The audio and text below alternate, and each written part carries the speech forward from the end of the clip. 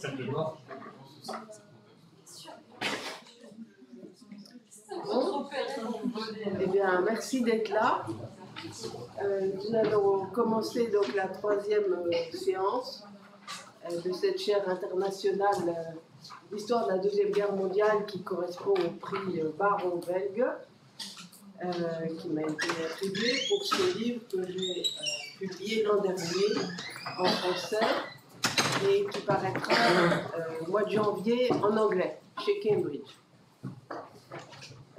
Aujourd'hui, j'ai annoncé en titre les civils du Royaume-Uni et d'Angleterre, c'est ça, People's War versus Volksjustiz.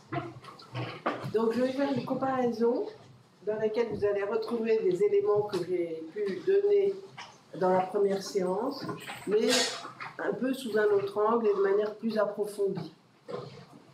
Alors, je vous rappelle que l'intérêt de prendre les aviateurs comme révélateurs sociaux, c'est qu'on peut imaginer qu'un aviateur est égal à un aviateur, quel qu'il soit, qu'un aviateur qui tombe dans un pays ne choisit pas son lieu de chute, et que donc ça introduit un sondage aléatoire qui est statistiquement valable. Et l'aviateur ne choisit pas son point de chute, naturellement, mais ensuite, le problème pour l'historien, c'est de savoir où sont tombés les aviateurs, car la Royal Air Force, ou à l'époque on disait l'USA Air Force, s'en préoccupe assez peu. Un peu à la fin de la guerre, quand il y a beaucoup de disparus, on est bien obligé de se demander où les disparus sont tombés. Et par exemple, ce sujet de la recherche des disparus n'est pas terminé. Les Américains tiennent à jour un site qui est ouvert au public. Vous pouvez, j'ai calculé parce que c'est pas très simple d'utilisation, mais aujourd'hui, les Américains recherchent encore 800 aviateurs en Allemagne. Donc, ça n'est pas terminé. Pourquoi ? Parce que, en gros, sur la partie nord-ouest de l'Europe, qui est celle qui m'intéressait, j'ai compté plus de 100 000 aviateurs tombés, soit en Angleterre, soit sur la partie nord-ouest du continent. Et j'ai exclu la zone méditerranéenne, parce qu'en fait, elle a relevé pendant la guerre et après d'autres instances administrativo-militaires, et donc les sources sont autres. C'est bien que je ne parle pas, mais je peux en parler au travers des questions. Je ne parle pas en détail du cas italien, ou du cas hongrois, ou roumain, ou yougoslave, il y aurait des choses à dire aussi. Je parle du cas allemand, français, anglais, et un peu, par proximité, du cas autrichien. Ce qu'on a vu jusqu'à présent, c'est que chaque pays présente une configuration sociale homogène. Et c'est cette homogénéité qui pourrait donner lieu à des stéréotypes. C'est cette homogénéité que j'interroge. C'est le but du livre, de déconstruire l'homogénéité qui correspond à une spontanéité. Là, je crois que c'est la première séance, une auditrice a posé la question de la spontanéité. Et justement, je déconstruis la spontanéité. Elle n'est pas spontanée. D'ailleurs, j'avais pour idée d'intituler mon livre « Anatomie d'un instant », parce que c'est ça. En fait, l'instant est très lourd. Et il révèle à l'examen une série de couches qui sont liées au régime politique, à la culture nationale en général, et aussi à l'histoire. Et c'est ça qui me paraît l'intérêt de mon livre. Alors, pour la séance d'aujourd'hui, pourquoi comparer le Royaume-Uni et l'Allemagne ? C'est que pendant toute la durée de la guerre, ce sont des pays souverains. Le cas français est plus complexe.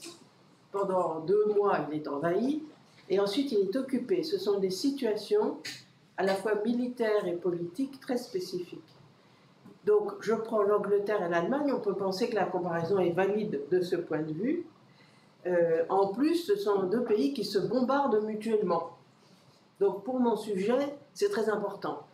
Les aviateurs qui tombent, dans une proportion de l'ordre des 3/4, non pardon, plus de 80%, ce sont des bombardiers. Ce sont des avions bombardiers qui font le nombre. À la fin de la guerre, les bombardiers alliés portaient au moins 10 aviateurs. Tandis que les chasseurs, quelquefois 2, en général 1, ça fait beaucoup moins de nombre. Les chasseurs qui tombent, ça se compte par milliers. Les bombardiers qui tombent, ça se compte par dizaines de milliers, même un peu plus que 100 000. Voilà. C'est aussi le nombre qui fait le sondage intéressant. Alors, le but de l'opération aujourd'hui, c'est en fait comment fabrique-t-on un civil? Et ça se débouche sur la question qu'est-ce qu'un civil? Donc aujourd'hui, je vois les choses un peu d'en haut, et la prochaine fois, je rentrerai un peu plus dans une société qui sera la société allemande. Alors pour voir les choses d'en haut, il faut d'abord évaluer les bombardements qui causent la chute d'aviateurs au sol. Et c'est en évaluant ces bombardements qu'on s'aperçoit que les données les plus objectives comportent malgré tout une part de subjectivité. Donc je vais préciser. J'ai donc fait un tableau des victimes civiles par pays. C'est un tableau qui comporte déjà des inconnus, c'est étrange à dire. Le chiffre allemand de 350 000 et quelques, je le trouve chez Richard Overy, dans Bombing Wars, qui est le meilleur historien de la guerre de bombardement. Et donc, pendant plusieurs pages, il explique le comptage, et il prend beaucoup de précautions parce que ce comptage donne lieu à des chiffres qui sont très supérieurs et sans doute fantaisistes, parce que j'ai trouvé la démonstration de Overy très bonne. En fait, il prend les chiffres autochtones, les chiffres allemands, qui étaient secrets à l'époque, mais les statistiques existent bien. Elles s'arrêtent en février 1945, et donc pour mars-avril et la première semaine de mai, il recourt à des déductions. Il explique tout ça très bien dans son livre, et je pense que son résultat est fiable. Alors ensuite, le Royaume-Uni, vous voyez, c'est beaucoup moins, 61 000, et là, les chiffres sont certains parce qu'on a les statistiques anglaises qui sont très bien tenues du début à la fin de la guerre. Donc là, il n'y a pas de doute. Alors France, mai-juin 40, en réalité, on ne sait pas, c'est une inconnue complète. On trouve des chiffres parfois très importants. Je ne suis pas en mesure de donner des chiffres certains. 3500, c'est le chiffre donné par les statistiques de Vichy, mais parfois on trouve plus, donc je ne peux pas dire. Et on n'a pas compté dans le désordre de la France de mai-juin 40, on n'a pas compté les civils tués. En plus, sur les routes, les civils tués par les mitraillages en race morte comptaient des Français, mais aussi beaucoup de Belges, des Luxembourgeois, quelques Hollandais. Donc la comptabilité, pour le moment, elle est en point d'interrogation. Et puis, la France, juillet 40-45, ça, ce sont les chiffres de Vichy, qui sont solidement tenus, et ça paraît fiable. Alors, vous voyez que Royaume-Uni et France, c'est assez voisin. En proportion de la population, c'est la même chose, un millième. Et l'Allemagne se distingue par une proportion de population supérieure. Donc le choc humain, le deuil, le désastre lié au bombardement en Allemagne est d'ampleur supérieure, sans que ce soit de manière que je veux dire que la différence soit de nature, la différence de degré. Alors, je passe maintenant au tonnage, parce que dans certains livres, l'approche se fait par le tonnage largué. Le tonnage largué, du côté des Alliés, il est assez bien connu. Il y a les sources anglaises, il y a les sources américaines. Là, c'est le tonnage sur l'Allemagne, c'est anglais et américain réunis. Et vous voyez que le tonnage là, sur l'Allemagne est sans commune mesure avec le tonnage largué sur les autres pays. sur le Royaume-Uni, on constate quelque chose d'étrange, c'est qu'une tonne larguée, si le chiffre est bon, mais je l'ai pris encore chez Overy, pour une tonne larguée sur l'Angleterre, eh bien, on a un habitant tué, ce qui paraît énorme. J'avoue que j'ai des doutes sur ce résultat, mais je me fie à Richard Overy. Ce sont des, quand je dis 1, c'est approximatif, il faudra mettre virgule, mais enfin bon, c'est... L'Allemagne, vous voyez que le largage de bombes sur l'Allemagne a un effet moins meurtrier. Il faut 4 tonnes pour tuer une personne. Et sur la France, il en faut 11. Et on peut se demander d'ailleurs si ce n'est pas significatif. Parce que les Alliés bombardant la France avaient des instructions spécifiques d'épargner les civils, ce qui ne s'est pas produit. Mais peut-être, si ces chiffres sont valables, cela pourrait le montrer. Bon, là, le phénomène spectaculaire, là, il est en termes de tonnage largué, et ça s'explique par ces flottes aériennes dont vous avez sûrement entendu parler, jusqu'à 1000 avions partant bombarder l'Allemagne depuis l'Angleterre. Et là, c'était un phénomène entièrement nouveau.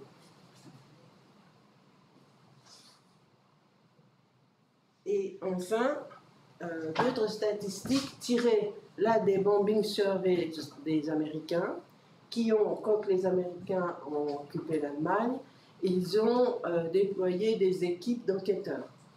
Alors, ces bombing surveys sont maintenant en ligne, ce qui est très commode pour nous.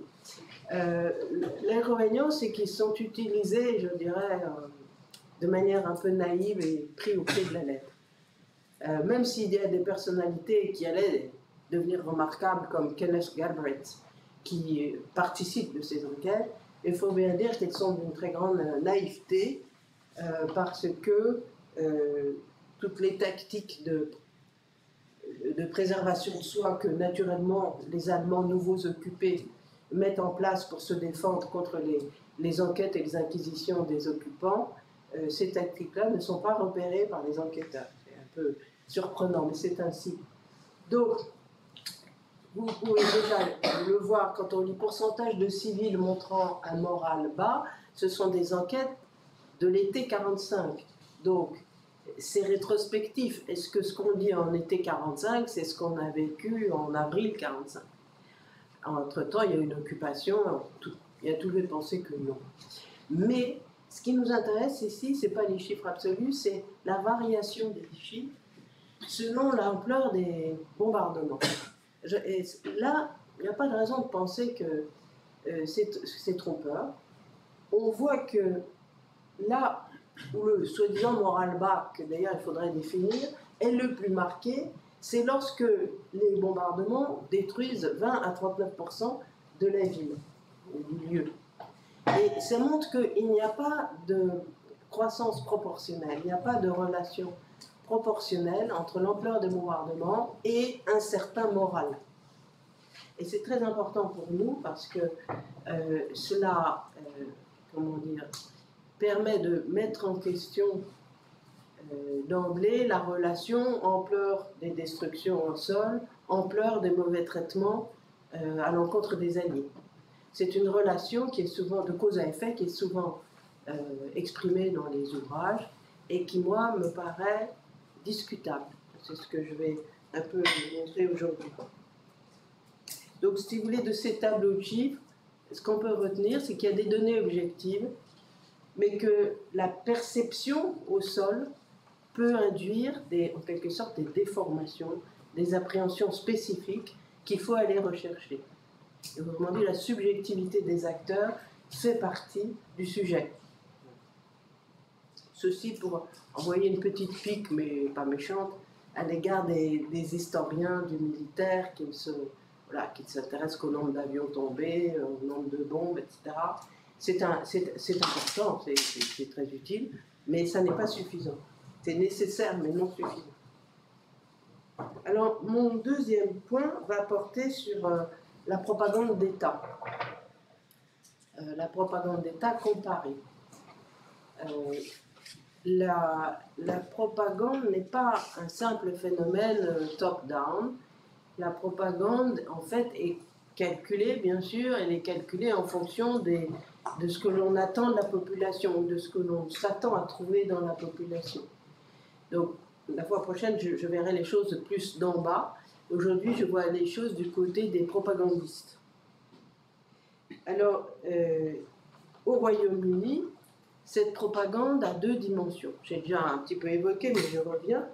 Il y a d'abord un jeu sur un phénomène culturel qui correspond aux années 20, 30, 40 et peut-être au-delà, je n'ai pas étudié pour l'au-delà, qui fait que le modèle, l'icône nationale britannique, masculine, parce qu'à l'époque, une icône nationale, c'est masculin, ce n'est pas le John Bull que vous avez dû voir en image au 18, 19e siècle et jusqu'en 14, donc qui est un homme un peu, comment dire, qui a de l'embonpoint, qui est sûr de lui, et qui s'impose.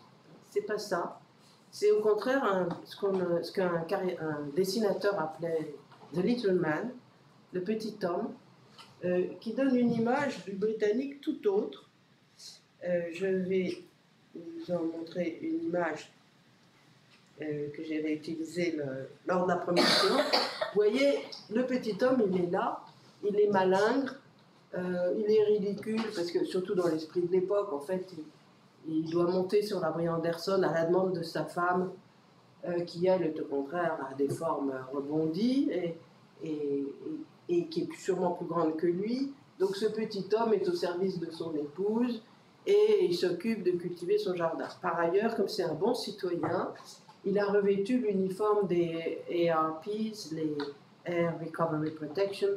Donc c'est comment dire, cette organisation de défense passive, de protection des civils pendant les bombardements, qui avait été créée en 1937 et qui n'avait pas rencontré grand succès. Elle va se développer pendant la guerre. Qui n'avait pas rencontré grand succès, ça a été analysé par l'historienne Sonia Rose. D'abord, la guerre n'avait pas encore lieu. Donc, deuxièmement, Sonia Rose estime que le fait que ce soit ouvert aux femmes a freiné le recrutement des hommes. Par contraste, quand on crée la Home Guard, qui n'est ouverte qu'aux hommes, même s'il y a eu des formations un peu parallèles de femmes, la Home Guard a rencontré un succès immédiat. Bon, la Home Guard est créée aussi pendant la guerre, ce qui change la donnée. Donc voilà, ce petit homme, c'est l'image de l'homme, du civil britannique pendant la guerre, qui est modeste, qui ne la ramène pas pour s'exprimer de manière familière, et qui comporte une part d'autodérision. Et cette présentation va durer pendant la guerre et joue un rôle, en vérité, sur la manière dont les hommes civils vont se comporter. De même pour les femmes, le modèle des femmes, on peut estimer qu'il correspond à un feuilleton qui était publié dans le Times à l'époque, enfin depuis 1937 je crois, qui relatait l'existence quotidienne et sans grand événement d'une femme au foyer dans le Kent. Son mari est architecte et donc elle aussi elle cultive son jardin. Et cette Mrs. Miniver va être saisie par des cinéastes de Hollywood en 1942 pour faire un film qui est destiné à inciter les Américains à se mobiliser culturellement. En 1942, ils sont déjà en guerre. Mais ce film, donc, qui s'appelle Mrs. Miniver, va apparaître aux États-Unis en 1942, c'est un grand succès. Donc il arrive en Angleterre en 1943 et c'est aussi un grand succès.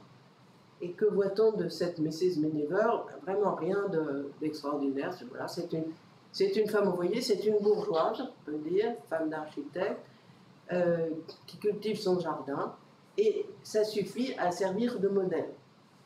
Bon, par ailleurs, dans le film, et c'est intéressant pour moi, le film commence, elle accueille, enfin, involontairement, un pilote allemand qui tombe dans son jardin. Et on est au moment de Dunkerque, c'est-à-dire que son mari est parti avec son petit bateau sauver les Britanniques coincés à Dunkerque, et elle est seule dans la maison, Son fils est dans la RAF, naturellement. Tout ça, on est dans un film et les personnages sont légèrement simplifiés. Et donc, un aviateur de la Luftwaffe tombe dans son jardin et cette Mrs. Veniver, alors même que l'aviateur est très menaçant, le soigne, il fait venir un docteur, se comporte avec lui de manière maternelle. C'est intéressant pour nous parce que ça veut dire qu'en 1943, en Angleterre, le modèle du comportement du civil à l'égard d'un aviateur tombé, même menaçant, le modèle, c'est la civilité. Et ce n'est pas ce qu'on voit de l'autre côté de la Manche et du Rhin.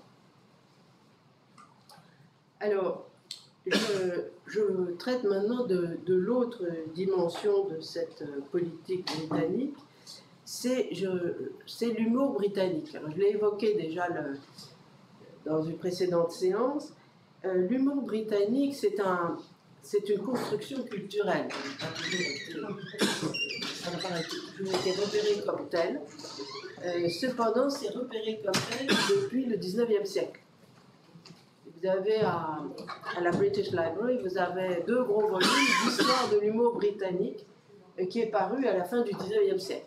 Donc, si vous allez à la Bibliothèque nationale française, vous chercherez en vain une histoire de l'humour français. Bon, ça n'existe pas, c'est pas une notion culturelle reconnue. Alors, l'humour britannique, naturellement, c'est un phénomène culturel, mais à partir du moment où il est reconnu, ça devient un trait national. À tort ou à raison, parce que bien sûr, tous les Britanniques ne pratiquent pas l'humour, l'humour est relatif à des circonstances, etc. Mais c'est quand même un trait culturel qui est encore, en tout cas il y a quelques années, qui était encore tout à fait reconnu et étudié par les anthropologues sociaux britanniques. C'est une spécificité. Cet humour britannique se traduit par l'understatement, notamment, et l'autodérision.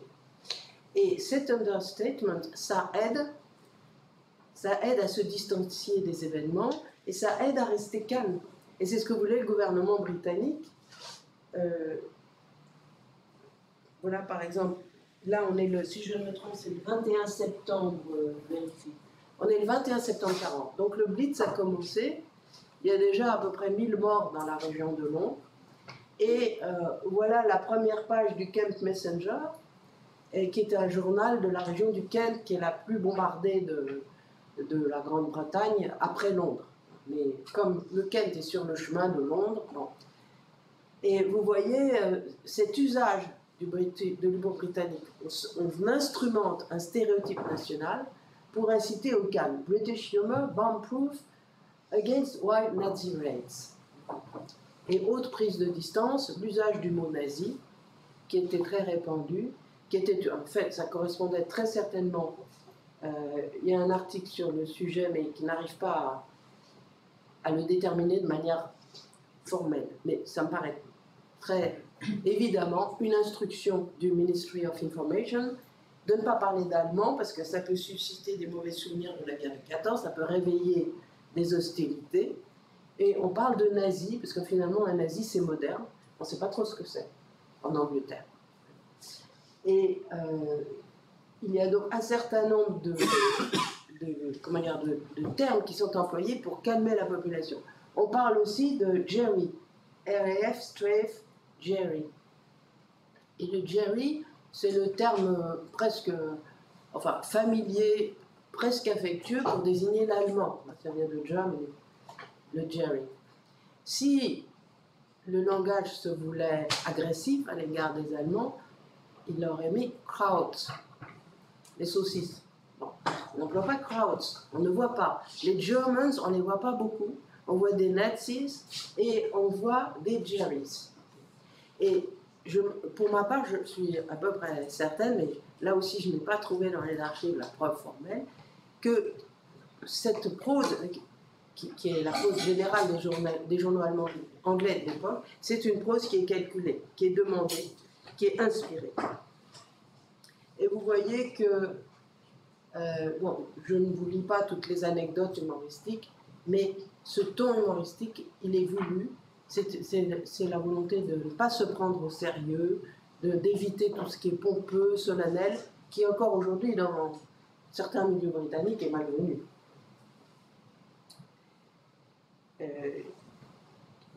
Qu'en est-il de cette politique? Bien, le résultat a été assez positif, on va le voir dans un instant. Alors en Allemagne, bien c'est en Allemagne, c'est par la comparaison qu'on s'aperçoit qu'un bombardement n'égale pas un bombardement. C'est-à-dire qu'un bombardement, la perception d'un bombardement en Angleterre n'est pas celle d'un bombardement en Allemagne, même en incluant la période pendant laquelle l'Allemagne est à peine bombardée, beaucoup moins que l'Angleterre, qui est la période 40-42. Alors je prends l'exemple fameux du bombardement de Fribourg en Brisgau, du 10 mai 1940. Ce bombardement n'est pas un bombardement des Alliés, ni des Français, ni des Anglais, c'est un bombardement de la Luftwaffe qui s'est trompée de cible. Donc la Luftwaffe a bombardé Fribourg en Brisgau, alors qu'elle devait aller bombarder, enfin cette escadrille devait aller bombarder Dijon, et pas tout à fait au même endroit. Donc, il y a eu un bombardement qui a fait quand même 57 morts, et dont 22 enfants, et du fait de la Luftwaffe, ce que l'état-major a immédiatement identifié, naturellement Göring et Goebbels le savaient pertinemment. Mais la propagande a été immédiatement d'en accuser les Français et d'annoncer qu'il y aurait des représailles 5 fois supérieures en importance et donc de déclencher un bombardement sur Beauvais en représailles de cette fâcheuse erreur de pilotage ou de navigation de la Luftwaffe. Donc ça vous dit déjà ce qu'est la propagande. Là. Dans les journaux, la propagande donc, cherche à mobiliser, à surmobiliser la population et dans un langage furieux, agresse verbalement l'ennemi. Mais on peut noter que ce qui est agressé, là, sont les Français, verbalement, et après, véritablement, matériellement. C'est l'ennemi, ce sont les Français. Et vous allez voir que c'est encore une période relativement rationnelle de ce point de vue. On accuse l'ennemi, mais vous allez voir que dans une deuxième phase, ce n'est plus véritablement l'ennemi qu'on accuse. Et on note également l'emphase, l'absence totale d'humour.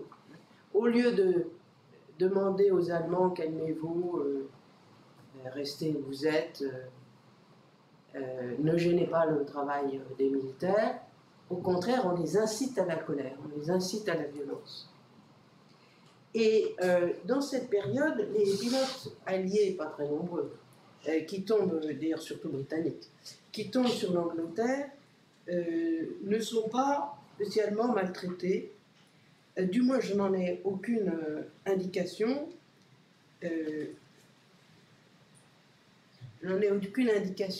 Sachant que mes sources, c'est la presse allemande et c'est aussi les procès que les Alliés ont fait après-guerre pour mauvais traitement violent, pour agression de pilotes prisonniers.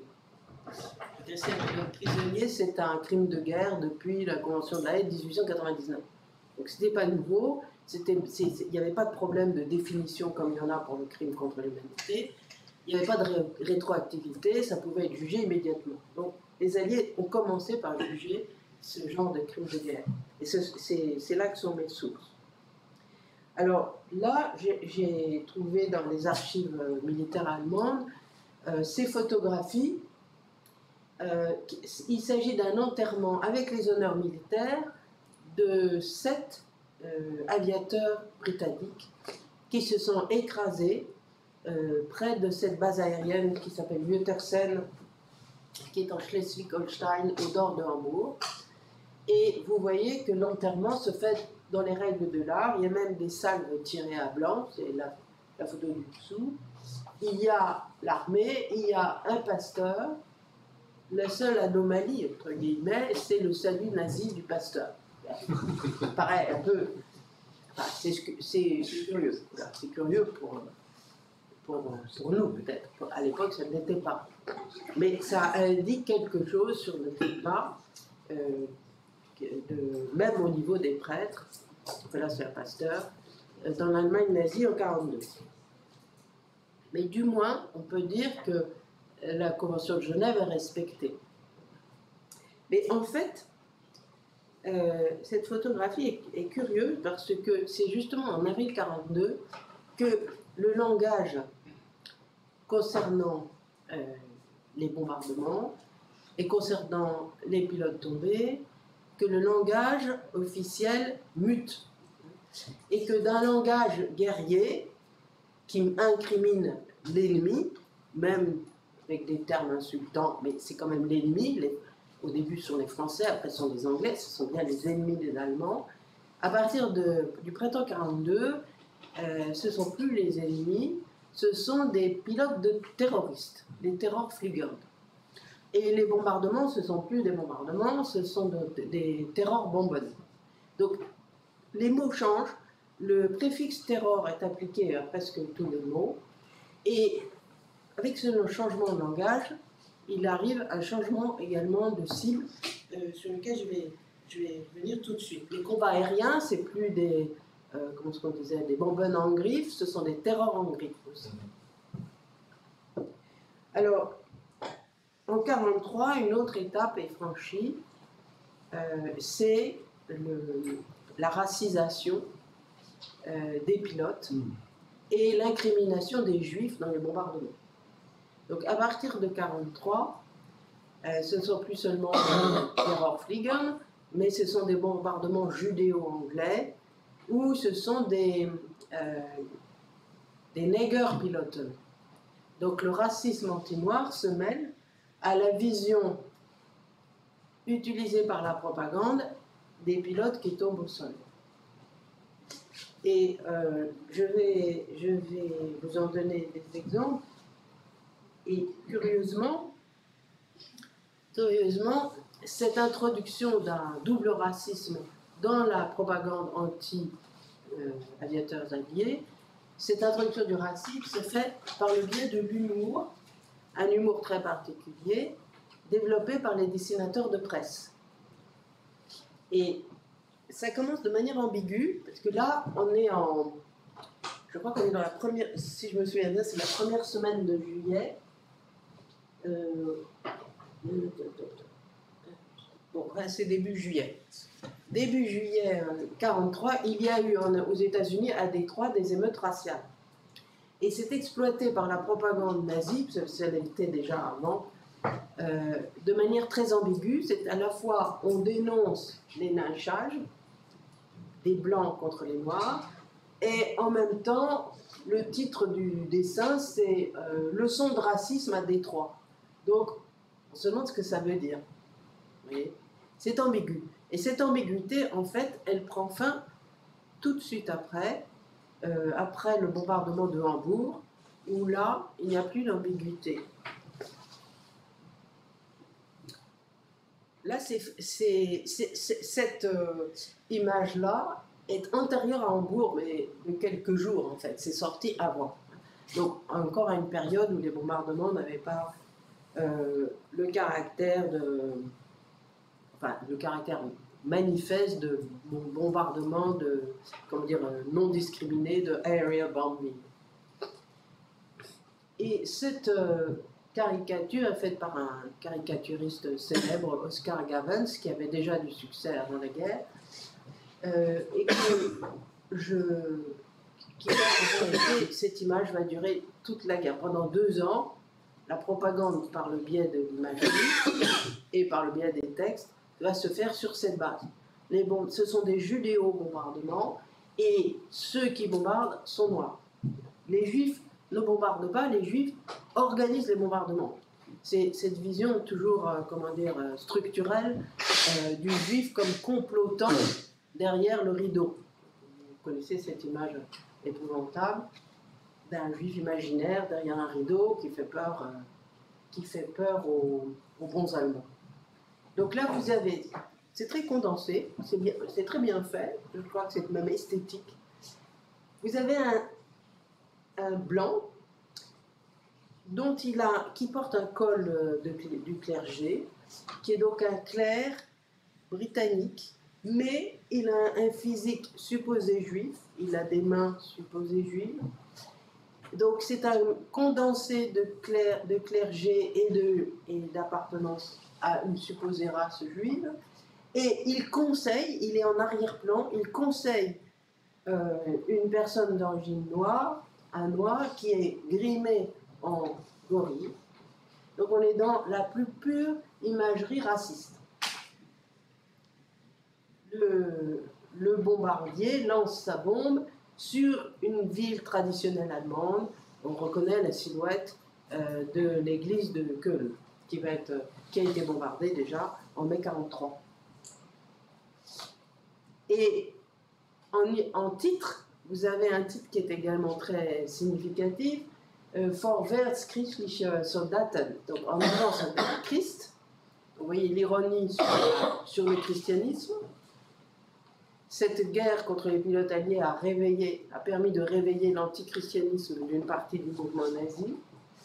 Et ce Vorwärts soldat du Christ, c'est exactement en même temps le moment où, en Angleterre, est passé sur des écrans Mrs. Miniver. Et Mrs. Miniver se termine par ce chant, qui est un chant classique de la religion anglicane, en avant, soldat du Christ. Donc, ce caricaturiste a très certainement vu le film Mrs. Miniver dans les bureaux de Goebbels, parce que dans le journal de Goebbels en parle. Et il dit ah, mais comment se font ces Anglais, eux-mêmes savent faire, au moins ils savent faire une bonne propagande, c'est pas comme nous, etc. Bon.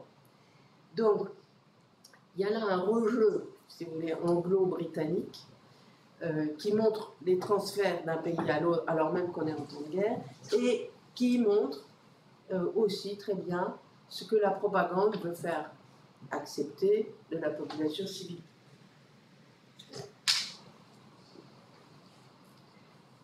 Alors, cet humour, donc, qui se déclenche, je vais vous en donner d'autres exemples, parce que c'est... J'ai choisi le Kladderadatsch, ce qui signifie, ça a plusieurs sens, mais c'est du patois berlinois, et cela veut dire, en gros, patatras ou effondrement, bon, c'est pas très clair. Ce journal Kladderadatsch, je l'utilise parce qu'il est révélateur d'une évolution de l'Allemagne dans cette période, enfin même sur le long terme. C'est un journal qui est créé par un libéral d'origine juive de Berlin en 1848, au moment du printemps des peuples. Et c'est un journal qui suit l'évolution, disons, l'évolution moyenne de l'Allemagne. Et quand Bismarck arrive au pouvoir, il est relativement critique. Et peu à peu, donc en 1860, peu à peu, il se rapproche de Bismarck jusqu'à le soutenir. Et après la Première Guerre mondiale, il se rapproche du mouvement nazi et devient pro-Hitler à partir de 1933. Donc, c'est un journal satirique nazi. Et pour nous, c'est intéressant parce que c'est la voix du régime. Et en même temps, ce régime a mobilisé des artistes qui, contrairement à Arno Breker, par exemple, dont certains avaient du talent, comme celui-là. Alors voilà ce qu'on trouve dans le Kladderadatsch. Vous voyez, vous avez cet aviateur allié qui est, on est en 1943, qui est présenté avec une face patibulaire, parce que le thème, c'était que les aviateurs alliés étaient tous issus, enfin les Américains, pardon, étaient issus de la pègre de Chicago. Donc, vous voyez une face peu attractive, disons, et une jeune femme qui est tout en amoureux et qui félicite son amoureux avec le nombre d'hôpitaux bombardés, de 5 églises, un hôtel de ville, 2 hôpitaux, et combien d'enfants. Donc, c'est de l'humour sarcastique, et c'est de l'humour. Et là, c'est Eisenhower qui remet des décorations à des bagnards. Voilà. C'est donc l'idée, c'est sur des bagnards, comment dit-on, Stars and Stripes, Eisenhower distribue des étoiles sur des bannières à bandes. Et vous voyez qu'il y a à la fois un blanc et un noir. Alors que statistiquement, d'aviateurs noirs engagés en Europe, il y en a eu au combat 355, à comparer avec des centaines de milliers. Donc c'est une petite minorité, c'était tout nouveau, c'était Eleanor Roosevelt qui avait voulu que les Noirs puissent devenir aviateurs. Donc l'école avait été créée en 1941. Et jusque-là, les Noirs n'avaient pas le droit de piloter ou des avions ou même d'être bombardiers. Alors ici, c'est une autre caricature. L'instructeur américain explique aux aviateurs où sont les monuments historiques et les kirches, les églises, où sont sur une carte et comment les bombarder. Et ce qui est assez drôle, c'est qu'il y a une spécialiste de l'histoire de l'architecture qui a écrit un livre à ce sujet, et elle a sorti au contraire toutes sortes de cartes de l'armée de l'air américaine où on dit aux pilotes attention, notamment au-dessus de Rome, attention, là il y a tel couvent, attention, il y a ceci, ne lâchez pas vos bombes, etc. Il est permis de penser que ces cartes n'ont servi à rien. Puis quand on est au combat et au volant d'un avion, c'est d'ailleurs pas toujours forcément exactement où on est, je pense qu'on n'a servi à rien. Mais disons que l'intention y était, et c'est assez drôle parce que là on a l'envers du décor. Donc l'instructeur leur dit en substance, allez-y les gars.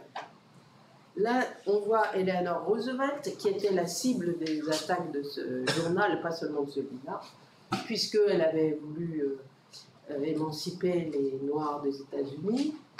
Et comme vous savez, elle était assez active en matière de droits de l'homme. Et là, on voit donc un futur pilote noir, un futur pilote blanc, qui joue au jeu de massacre. Il s'agit de lancer des bombes, entre guillemets, sur des landaux, une église et une mère avec ses enfants. Un autre élément de la propagande qu'on trouve là c'est le Völkischer Beobachter, c'est de présenter les pilotes comme des gangsters.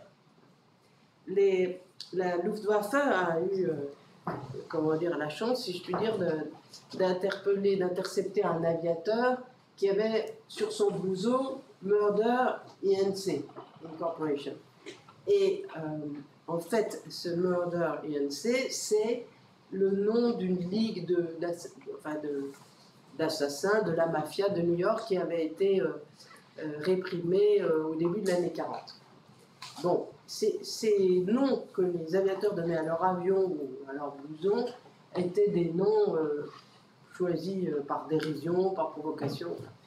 Le journal fait semblant de prendre au sérieux, ou prendre au sérieux Murder Incorporation, et donc écrit l'équipage américain s'appelle lui-même assassin, réunion d'assassins, association d'assassins. Voilà.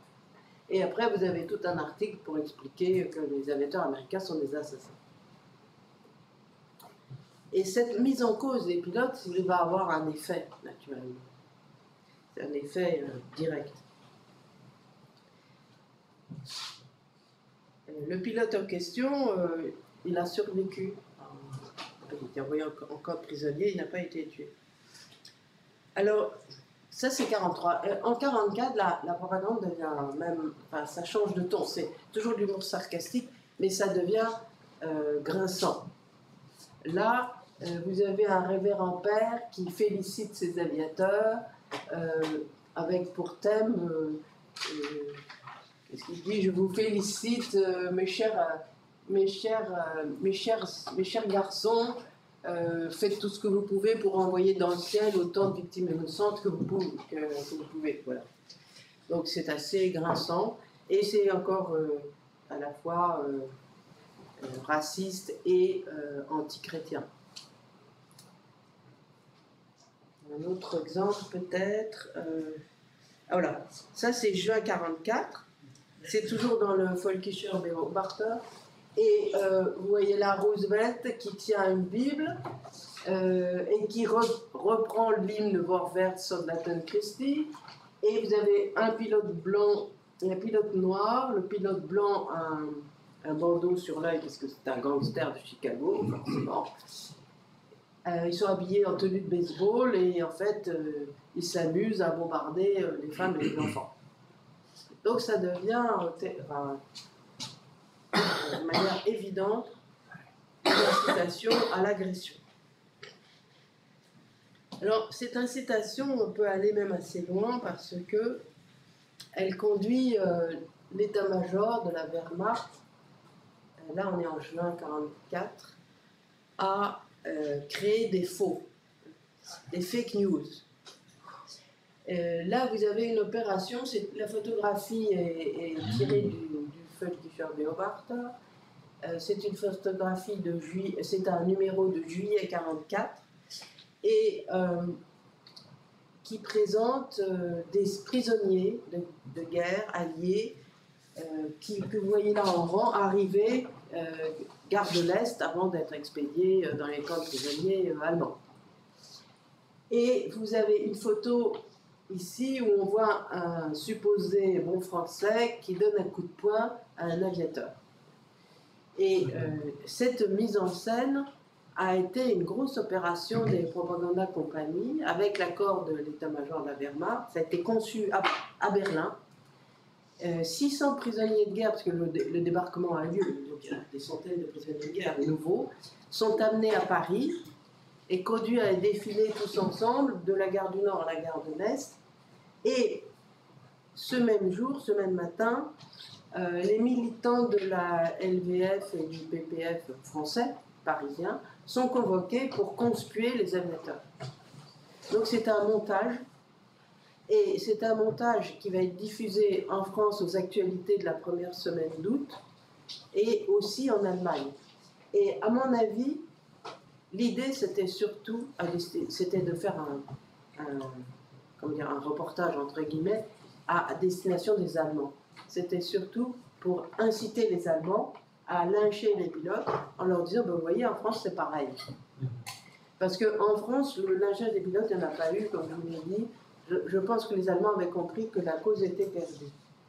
Je vais vous montrer un extrait. Si ça marche.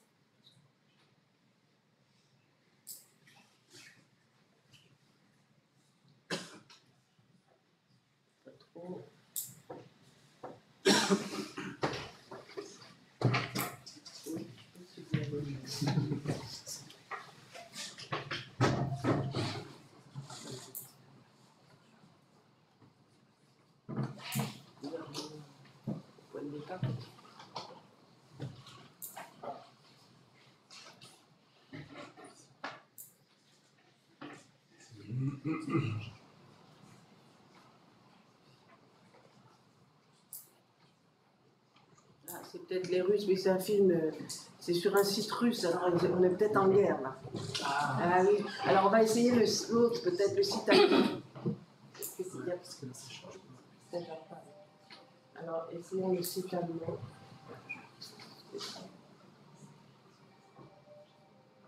Il y a une musique qu'on entend. Oui. Voilà, alors ça c'est les Allemands. Non, ça c'est Internet. C'est ça. Voilà. Alors attendez parce que... Oui, c'est ça. C'est ça. 3 secondes. Je vais peut-être...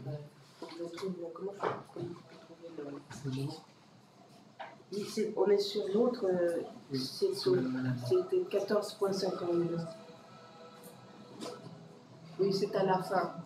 Voilà, un petit peu avant. Voilà, ça c'est bien. Voilà.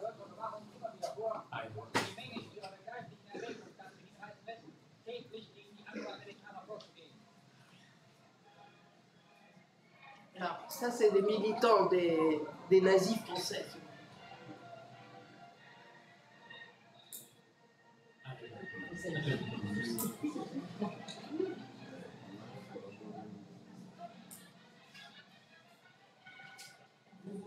Si vous voyez tout autour les voitures de la propagande, les caméramens sur les toits des voitures. Voilà.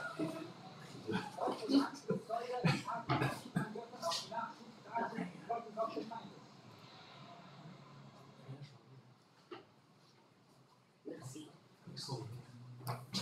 Voilà. Et donc je tiens à vous montrer ce passage parce qu'il est tout à fait unique et malheureusement il est souvent pris au pied de la lettre, surtout que depuis quelque temps les archives, les Bundesarchiv, les archives nationales allemandes ont mis cette vidéo sur leur site. Alors quand j'ai publié mon livre, j'ai une collègue allemande qui m'a écrit mais non mais moi j'ai vu sur le site qu'il y avait des lynchages en France. Mais le problème, c'est que c'est un montage complet de A à Z. On a même les échanges télégraphiés entre Berlin et Paris à ce sujet.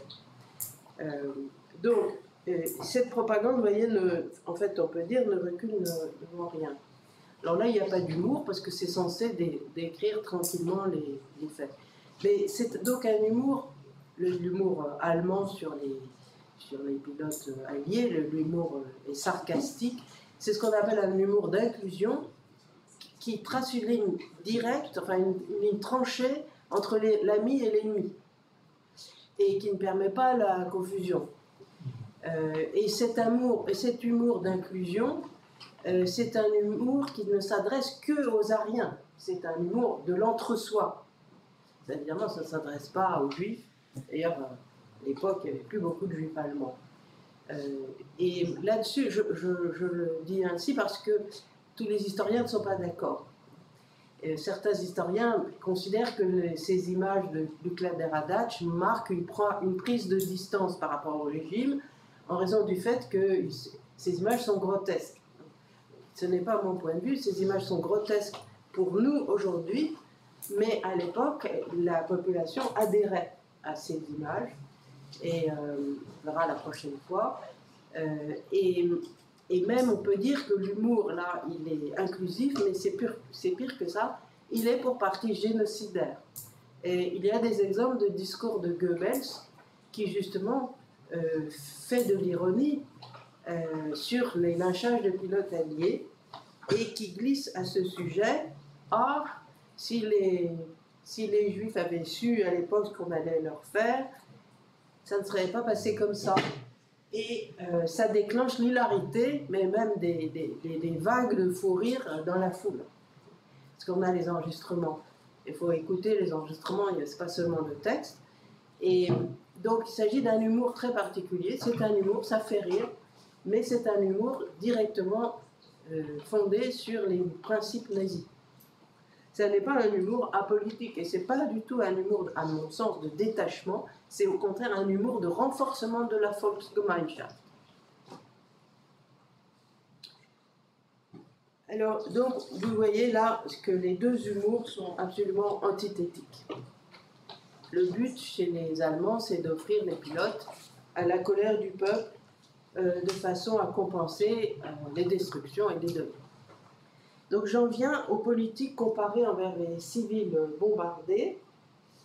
Donc je vois qu'il est 7 heures, je vais prendre peut-être un quart d'heure pour l'évoquer et on y reviendra d'un peu plus près la prochaine fois. Alors, en apparence, si vous voulez, la politique à l'égard des civils bombardés, elle répond à des problèmes matériels identiques et comme l'a étudié un collègue Dietmar Suss, dans un livre qui s'appelle en anglais Death from the Sky, et avec pour sous-titre la société de guerre en Grande-Bretagne et en Allemagne. En apparence, donc, matériellement, c'est un peu le même principe. Il faut créer des abris antiaériens. Alors en Angleterre, ils sont souterrains, ou à peu près souterrains, et en Allemagne, ils sont au contraire construits hors sol dans d'énormes bunkers. Bon, il y a des différences de ce type. On peut comparer. D'autre part, il y a des compensations matérielles. Mais, en vérité, si on fait cette comparaison, on s'aveugle sur la moitié du sujet, voire plus. C'est-à-dire que la subjectivité des civils anglais et britanniques n'a rien à voir. Et par exemple, on ne peut pas, ou alors il faut être très complet, par exemple signaler que les abris anti-aériens en Allemagne sont interdits aux juifs, par exemple. Il faut que les bunkers pour protéger les civils ariens sont construits sur les ruines des synagogues juives. Il faut situer précisément les aspects matériels que l'on compare. Alors, je vais commencer par les Britanniques.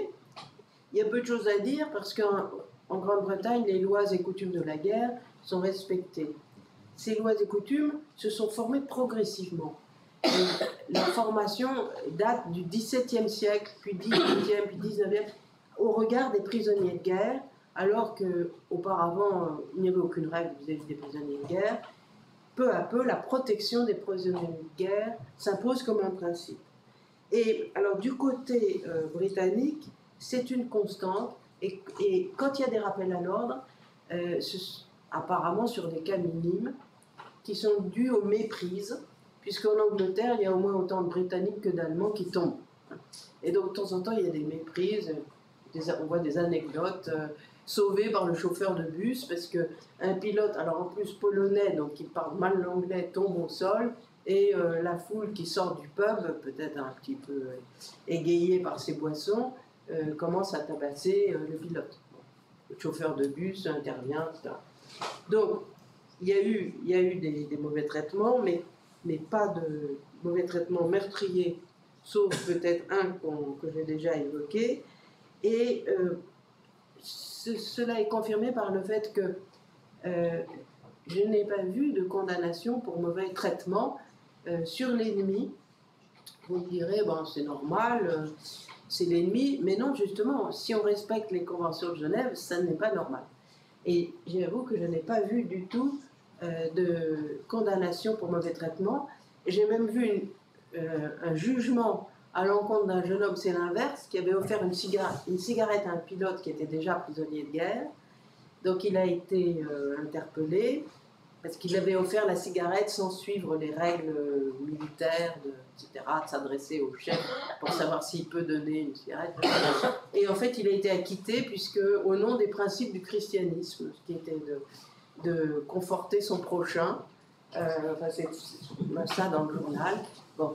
En revanche, j'ai tout de même 2 militaires qui se sont mal comportés avec leurs prisonniers, et eux, ils ont été condamnés pénalement et rétrogradés. Donc, il semble que l'idée que cette guerre, vue du sol, menée par les Britanniques, ait été une réelle People's War, c'est-à-dire une guerre du peuple conforme aux principes généraux du droit de l'époque, moi, pour le moment, je conclus que oui, c'est bien ce qui s'est passé. Alors, en revanche, en Allemagne, le principe, c'est la Lynchjustiz, c'est-à-dire l'incitation au lynchage, la justice de lynchage. Ça commence en août 1943, de manière quasi secrète. C'est une circulaire en minuscule, enfin en 3 lignes, de Himmler, qui demande à la police de ne pas intervenir, entre guillemets, en cas d'altercation entre la population et les Terrorfliegen, et les pilotes de terreur. Ne pas intervenir, ça veut dire laisser faire les violences du peuple. Et en fait, le fait est que les lynchages deviennent nombreux à partir de 1943, mais en fait même avant août 1943, depuis le mois de juin 1943. Et donc cette politique, semble-t-il, ne donne pas toute satisfaction en Asie. Et en avril 1944, il y a une nouvelle circulaire du chef de toutes les polices, Kaltenbrunner, pour rappeler la circulaire de Himmler, et pourtant il y a déjà eu beaucoup de lynchages, et pour signaler que ceux qui sont empreints qui expriment une fausse compassion pour les aviateurs doivent être durement réprimés. Donc, si vous voulez, ça rend la politique, ça renforce cette politique d'incitation au lynchage et ça freine les volontés autres. Fin mai 44, donc juste un peu après, un discours de Goebbels joue un rôle décisif, publié dans le Völkischer Beobachter et décliné dans tous les journaux, puisqu'à l'époque, il y avait, autant dire, un seul journal en Allemagne, vu l'emprise politique du régime. Et cet article de fin mai 44, un mot sur la guerre aérienne, rend public en fait l'incitation au lynchage sans employer le mot. Alors, je vais vous lire un extrait pour vous donner la tonalité. Donc c'est dans le Beobachter du 26 mai 44. Personne ne s'étonnera que la population concernée, qui est connue dans le monde entier pour sa pleine compréhension de tout type de guerre conventionnelle, donc on parle des Ariens, est devenue enragée face à ces crimes cyniques, les bombardements. Il n'y a que les armes pour assurer la sécurité des pilotes ennemis abattus pendant de telles attaques, parce que sinon ils seraient tués par la population durement éprouvée. Vous voyez ? Donc c'est une incitation indirecte. Il ne peut pas dire « allez-y, les Ariens, tuer tous les aviateurs faits prisonniers » parce que ce serait directement contraire à la Convention de Genève. Et comme il y a déjà beaucoup de prisonniers allemands aux mains des Alliés, il craint la rétorsion. Donc ce n'est pas dit de manière directe, mais c'est ça que ça veut dire, et tout le monde l'a compris. Alors, je passe des passages. Si les Anglais et les Américains, comme ils le disent eux-mêmes, veulent nous traiter comme une tribu d'indigènes incommodes, c'est à nous de savoir quoi faire. Le peuple allemand est connu dans le monde entier pour donner à la guerre ce que la guerre lui demande, mais trop c'est trop, et ici, les limites insupportables sont franchies. Et donc ce discours, c'est le discours que Goebbels a appelé lui-même « mon discours à la Lynch », et dont il a été très content dans son journal, et qu'on connaît maintenant in extenso, ce qui n'était pas le cas jusqu'aux années 2000, parce qu'on l'a retrouvé en URSS. Dans son journal, il dit le peuple allemand est si bon, et il se sent tellement délivré par mon discours, et il ne cesse de s'en réjouir. Donc c'est un discours qui a eu un très grand écho, et même Klemperer, donc, qui était juif dans une maison de juifs persécutés et très menacés, a entendu à la radio une version de ce discours. Et il a vu que c'était très violent. Donc là, on est fin mai 44. Aussitôt, le nombre de lynchages augmente. Le 30 mai 44, cette fois, c'est le parti nazi qui envoie toujours la même consigne dans ses rangs, à ne diffuser au sein du parti dans les rangs au niveau cantonal que par voie orale, puisque ça doit rester secret, le papier ne doit pas se répandre. Et enfin, juillet 44, c'est la Wehrmacht qui donne ordre à ces éléments de ne pas protéger les aviateurs tombés. Et octobre 44, c'est la Luftwaffe qui donne la même consigne.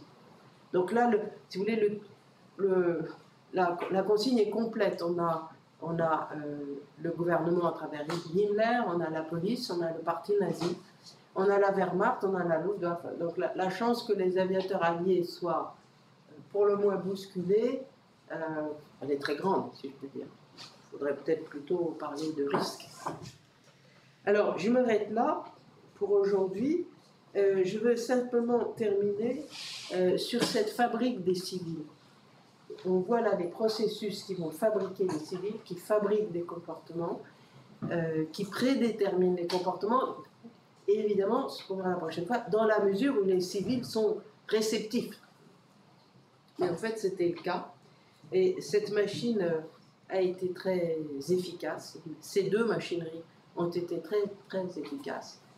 Et on voit comment, finalement, avec un régime politique, avec une culture politique particulière et une histoire d'hostilité réciproque, on peut formater une population. Voilà, je m'arrête là. Je vous remercie.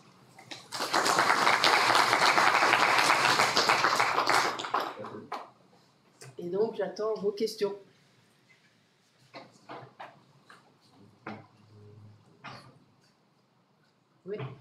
J'avais une question sur le basculement dans les discours entre les anglo-terroristes, parce que ça, c'est quelque chose qui nous est très familier. C'est une terminologie qu'on va retrouver ici dans la presse de collaboration, les bombardements, mais plus tard. Enfin, parce que les bombardements aussi, c'est plutôt 43, et donc on parle des anglo-terroristes, etc. Et donc vous dites, vous, à partir de 43, il y a une racialisation. Alors la question que j'ai envie de me poser, est-ce qu'au fond, tant qu'on les qualifiait simplement d'anglo-terroristes, est-ce que ça ne marche pas pour les discréditer? Est-ce qu'on a besoin de les discréditer encore plus pour les déshumaniser et donc justifier le lynchage? Au fond, si ce ne sont que des hommes blancs comme les Ariens, est-ce que ça ne suffit pas? Donc il faut rajouter une couche. Ah oui, c'est possible. Parce que, alors, je n'avais pas dit comme ça et je n'avais pas pensé comme ça, donc merci de me soumettre cette idée.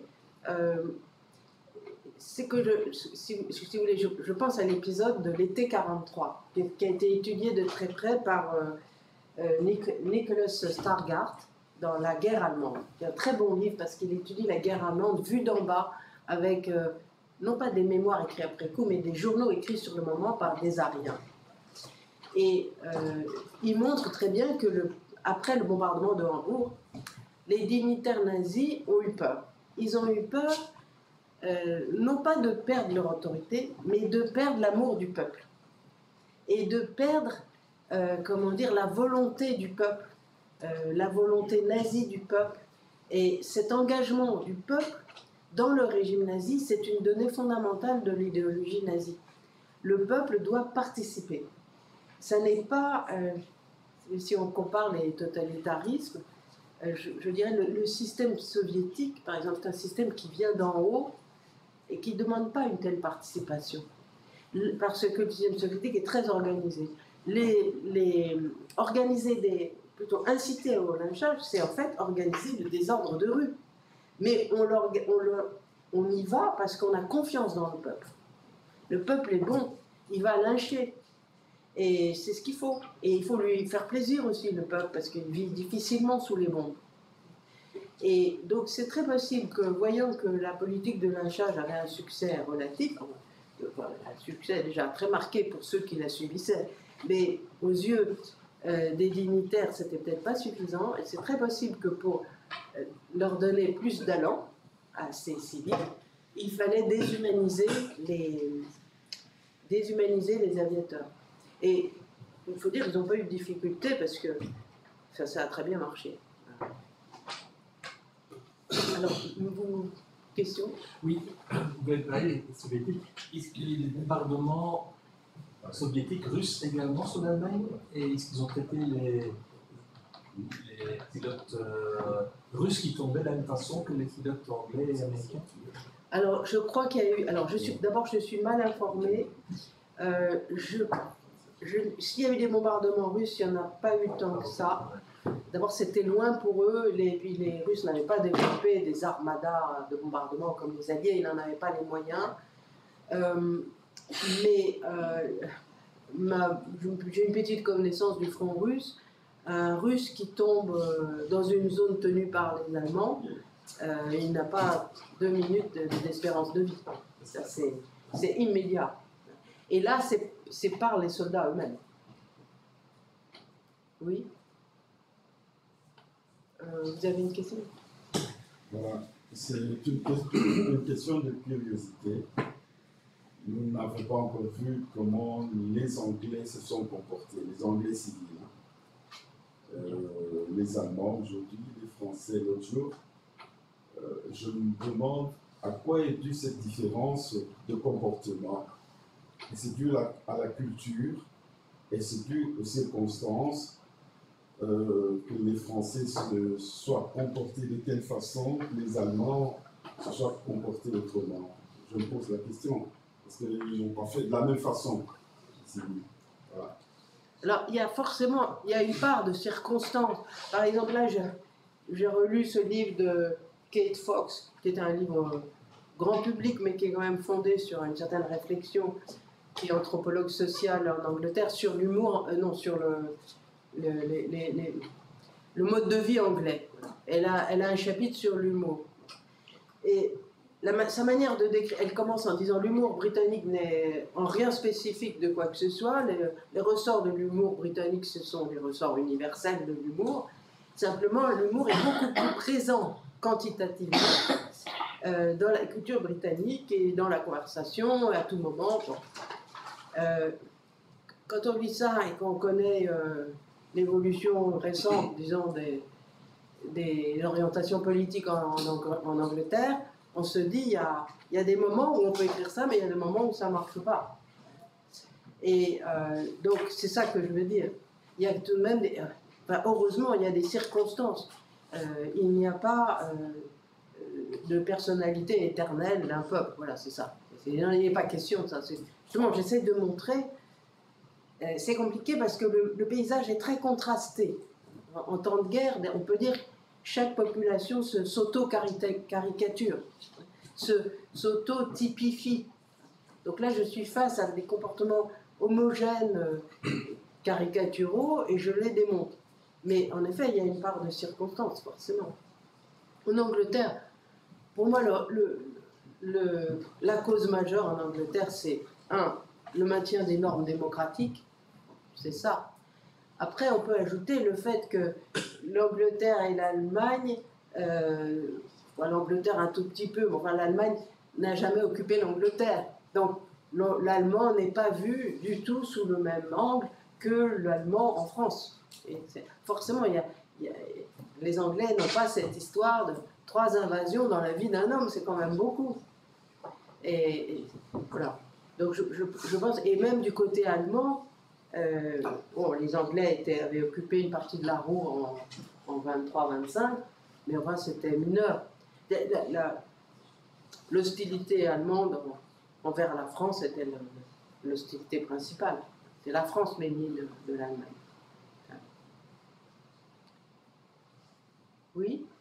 Oui, moi je me demandais, si on s'intéresse qu'au cas de l'Allemagne, est-ce que statistiquement on voit des lynchages ou plus de lynchages dans les villes ou à proximité des villes qu'à la campagne? Je suppose que leur rapport au traumatisme des bombardements n'est pas la même chose que si on habite en ville ou en dehors de la ville. Et aussi si dans les zones et les espaces en Allemagne qui ont peut-être été moins bombardés aussi, il y a un autre rapport aux pilotes écrasés. Alors, écoutez, là, je crois que non. Justement, c'est un des aspects que je peux... voilà. Bon, ces 2 cartes ne sont pas idéales, mais c'est mieux dans le livre. Ça, c'était un stade préalable. Bon. Et vous avez à gauche, vous avez les agressions d'aviateurs alliés tels que les procès d'après-guerre les ont recensés. Et c'est uniquement les procès qui ont eu lieu, c'est-à-dire qu'en fait on manque à peu près au moins les 2 tiers des actions, et c'est uniquement les lynchages. J'appelle lynchage une agression violente. Je ne prends pas les coups de poing, les coups de pied, non. Je prends les agressions violentes, dont les agressions meurtrières. Et donc, vous voyez, à droite, là, vous avez une carte très intéressante de la Kristallnacht. Et alors, il y a une certaine similitude. Et ça répond aussi un peu à votre question sur l'idée d'orienter les agressions sur des supposés juifs. Il y a une certaine similitude et naturellement, il y a un biais dans la comparaison, c'est que les zones très urbaines, les zones très bombardées, la zone la plus bombardée, c'est la Rhénanie-Westphalie. Donc, c'est la Rhénanie-Westphalie, vous voyez, c'est là-haut, là, ça correspond à la Kristallnacht. La Kristallnacht nous donne la carte des habitations de familles juives en Allemagne à l'époque. Il y a une coïncidence, mais elle n'est pas complète. Et par exemple, vous voyez là dans la S, au milieu, il y a beaucoup de lynchage. Alors qu'on est dans la campagne, là, dans cette S-là. On est dans la campagne. Et en revanche, il y a une population juive assez importante Et c'est pourquoi je donne les cartes, mais il n'existe pas de carte suffisamment fine des terrains bombardés, en tout cas il n'existe pas aujourd'hui, pour pouvoir dire il y a plus de lynchage à la campagne ou il y en a plus en ville. Moi je ne saurais pas le dire. Vous voyez. Et en revanche, je vois qu'il y a des zones avec peu de bombardements où il y a pas mal de lynchage. Et donc, bon, après, il peut y avoir aussi des artefacts dans la carte, parce que Berlin, il y a peu de lynchage à Berlin. Bon, Berlin a été terriblement bombardé. Il est possible que, comme Berlin, au moment de l'occupation, comme vous savez, était divisé en zones, l'enquête sur les pilotes disparus au-dessus de Berlin n'a pas été très poussée. Et après ça, il faut essayer de... C'est compliqué. Il peut y avoir des biais dans les cartes. Mais voilà, j'ai remarqué qu'il y a des zones peu bombardées, avec des lynchages, et l'inverse est vrai. Oui. Mais donc, d'une certaine manière, la propagande que vous avez exposée touche de manière globale et homogène toute la société allemande, urbaine, rurale. C'est ce que je pense. J'ai étudié de près un certain nombre de lynchages. Certains sont vraiment dans des toutes petites communes. Et c'est très surprenant. Il faut qu'il y ait un moteur spécifique. Donc ma thèse, mais comme toutes les thèses, ça se discute, c'est que ces lynchages, ce sont des actes de soutien au régime national-socialiste. Ce n'est pas de la colère populaire, contrairement à ce que beaucoup disent. C'est que il y a une victimisation des Allemands, alors par eux-mêmes, ça c'est sûr. Il y a des livres qui présentent les bombardements uniquement sous l'angle des victimes allemandes, qui sont présentées comme victimes, innocentes victimes. Bien sûr, elles sont innocentes, elles n'ont pas voulu ces bombardements, mais en même temps, elles sont tout à fait nazies, ces victimes. Donc, elles sont engagées dans un combat.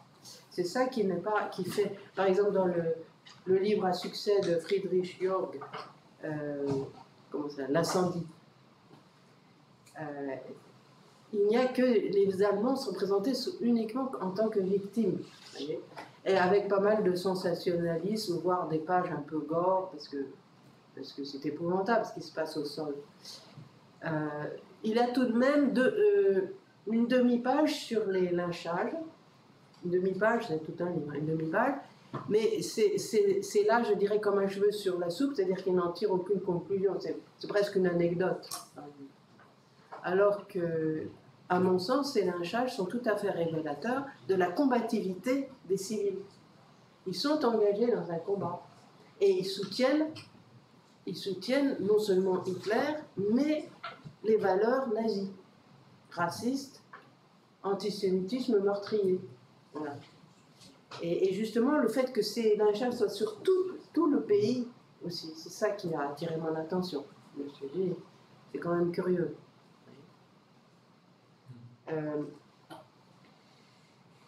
D'autres questions?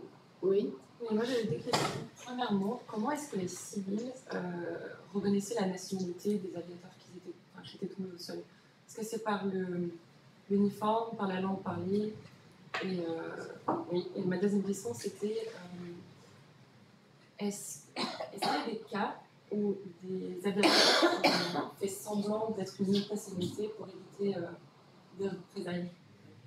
Alors, de toute façon, des aviateurs alliés qui tombent, un Allemand qui tombe, n'importe quel civil l'identifie comme Allemand. Donc, les autres, c'est tous les ennemis ensemble. Hein. C'est un bloc. Ils se trompent d'ailleurs. Par exemple, dans un lynchage qu'on verra la prochaine fois, la population était persuadée qu'il s'agissait de Canadiens. En fait, c'était des Américains. C'est global. Hein. Les alliés, ce sont des Juifs et des Noirs. Mais... oui, donc il y avait cette question sur les nationalités, et l'autre question c'était... Est-ce qu'il y a des cas où des aviateurs ont fait semblant d'être d'une autre nationalité, mais du coup, peu de questions non, je ne crois pas, parce que de toute façon, ils étaient repérés comme alliés. En revanche, je me souviens d'un lynchage où deux aviateurs sont pris à partie spécifiquement. Enfin, ils sont 8, ils sont tous agressés, c'est vraiment un lynchage, et il y en a 6 qui meurent, et 2 autres survivent accidentellement. Mais dans l'un qui a survécu, raconte qu'il a été insulté, bon, je ne sais pas si c'est une insulte, enfin, Yud, donc sale juif. Et là, il a répondu, parce que comme il venait de Pennsylvanie, où il y a une colonisation hollandaise, donc il connaissait des bribes d'allemand, il a compris qu'on le qualifiait de juif, et il a répondu Nein, et je sais pas quoi, enfin, son allemand, et il a répondu, voilà. Mais dans le même cortège de lynchés, il y avait un garçon d'origine arménienne, dont le teint était donc basané, et qui a été pris à la fois pour un juif et un nègre réunis. Alors lui, c'est lui dont le crâne a été le plus écrasé. Donc il y a des indices comme ça qui permettent, si on fouille bien dans les dossiers, il faut aller dans les dossiers, pas seulement dans les inventaires, on voit des indices manifestes d'une intention précise. Oui. Est-ce que vous avez repéré quelques spécificités de l'humour français aussi, de la satire française, du l'humour de Vichy L'humour de Vichy. Ouais, justement. Écoutez, non, mais vous avez raison, parce que l'avantage de faire des comparaisons, c'est qu'on est obligé de se poser des questions un peu inattendues, comme celle-là, l'humour de Vichy. Non, je n'ai pas perçu ça. J'ai perçu plutôt l'esprit de sérieux de Vichy poussé jusqu'à justement la solennité. À propos des bombardements, la propagande de Vichy c'était celle de la déploration. Alors, sauf au moment du débarquement où Vichy a presque franchi le pas en accusant les anglo-saxons d'une invasion. Bon. Mais sinon, c'est la déploration, il y a tant de morts, parce que certains bombardements ont fait des centaines de morts, 400 morts, 1000 morts, et des discours qui se terminent en demandant aux Français de s'en remettre à la Providence. Je veux dire, on est loin de l'humour. Voilà.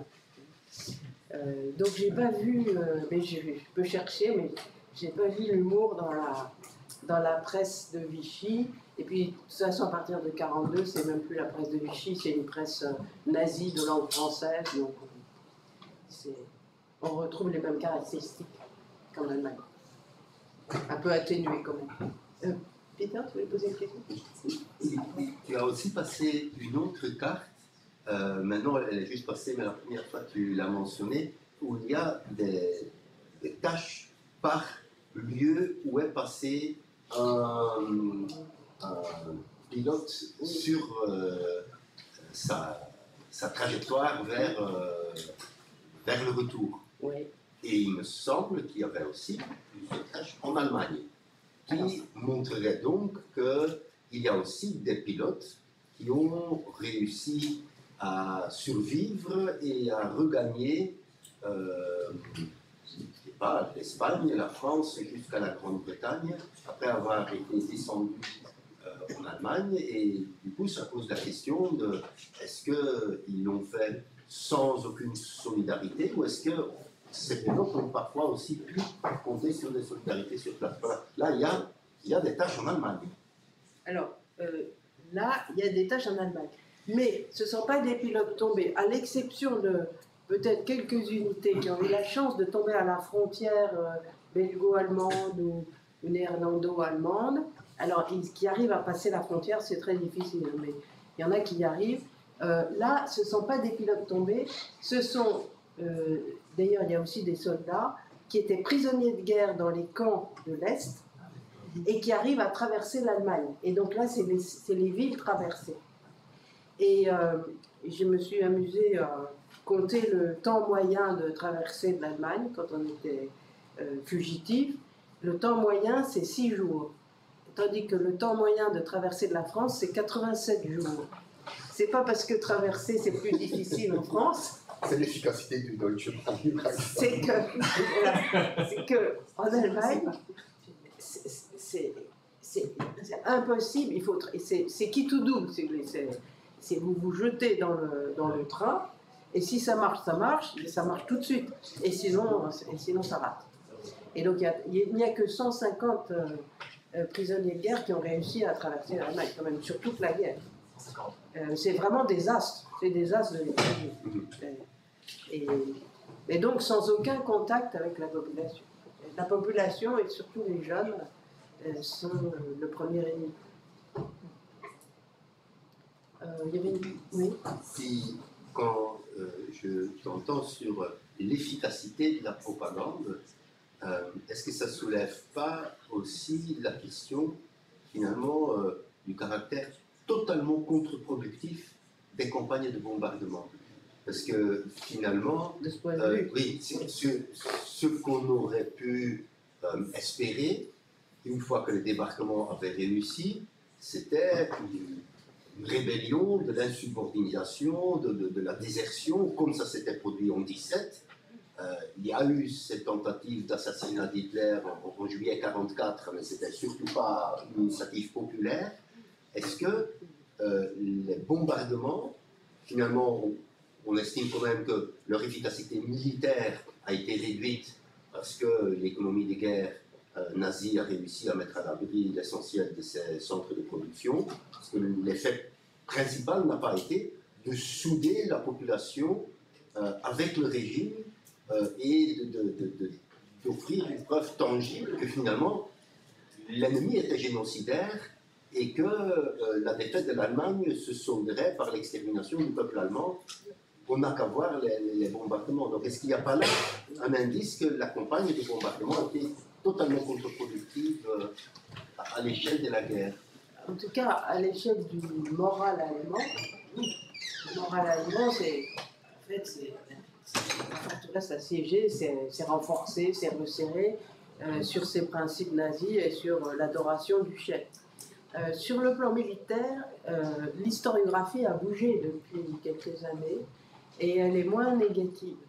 Alors le problème, c'est que les statistiques allemandes ont une valeur toute relative. Alors soit on s'y fie et on dit « Ah bah vous voyez, la production n'a pas vraiment baissé, voire même a augmenté », soit on prend des aspects particuliers et on dépasse la simple analyse des statistiques et on voit, par exemple Adam Tooze a un peu dit ça, mais un autre historien de nom, on voit que cette production a tout de même rencontré de grosses difficultés.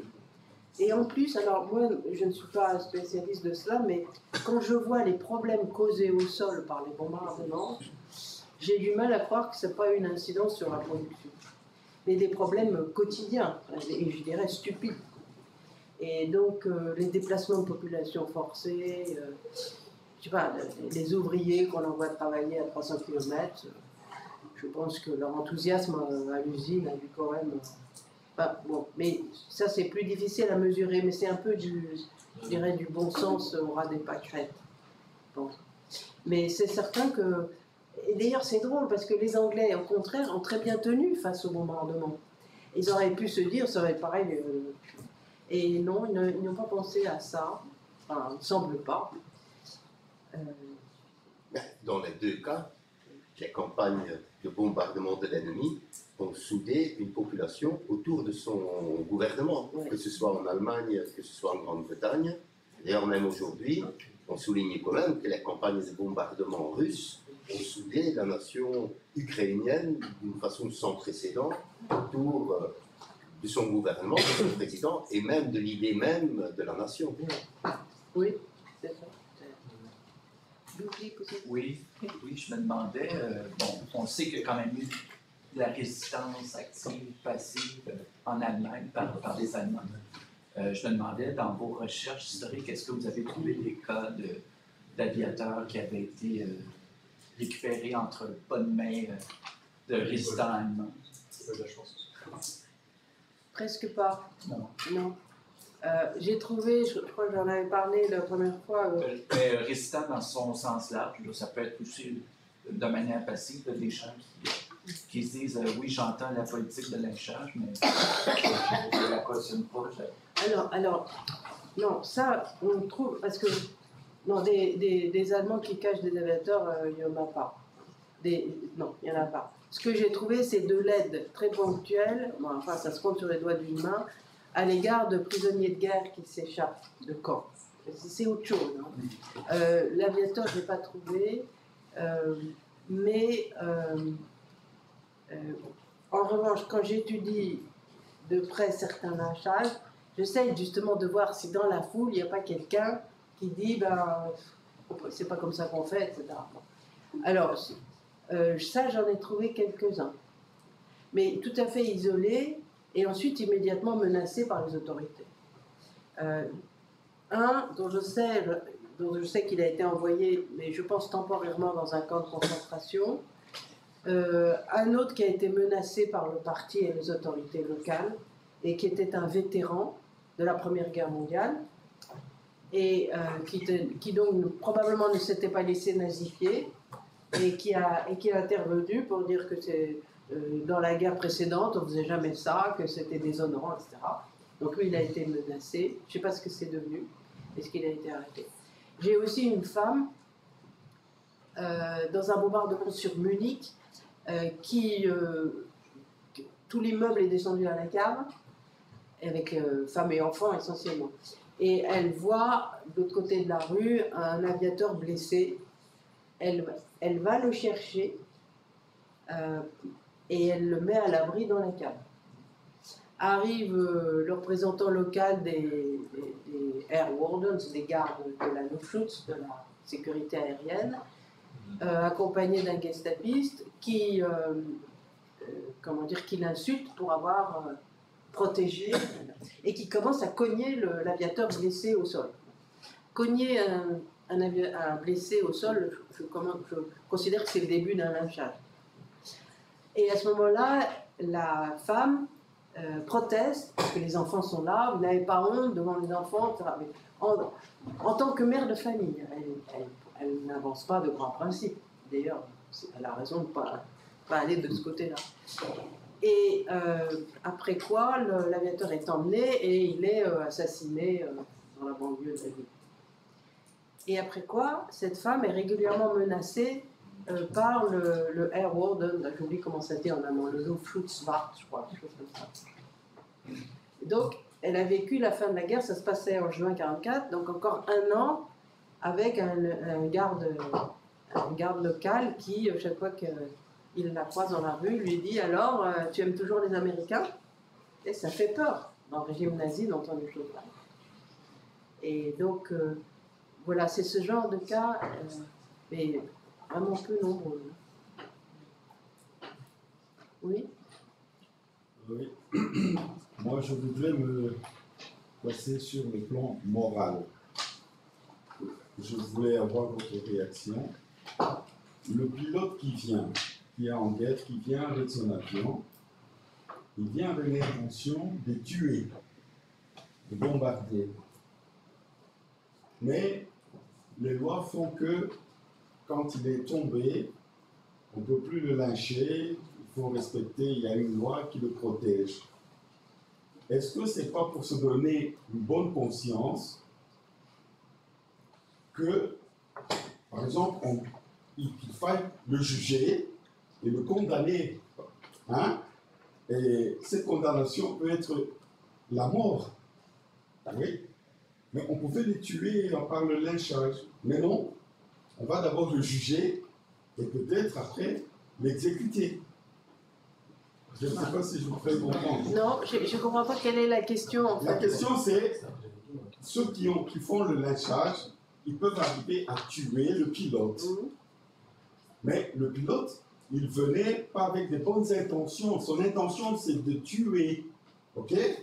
Et c'est la question de la bonne guerre, je ne sais pas, il y a une expression, mais il mérite quand même une sanction parce qu'il vient en guerre, il ne vient pas avec des bonnes intentions. Oui. Alors, je pense qu'il y a plusieurs choses, c'est-à-dire la guerre, depuis les conventions internationales, depuis la fin du 19e siècle, il y a un droit international de la guerre.